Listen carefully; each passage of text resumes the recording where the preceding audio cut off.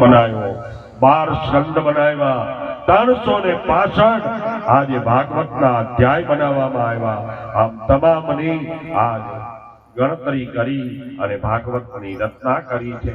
વેદ વ્યાસજી મહારાજ કહે છે, અસિત ગિરી સમસ્યા કજલમ સિંધુ પાત્રે સુરતરુવર શાખા લેખિની પાત્રમો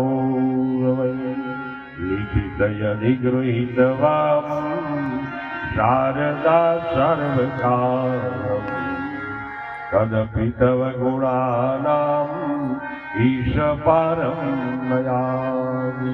આ પૃથ્વી જે રહી, પૃથ્વી જેવડો કાગળ બનાવવામાં આવે.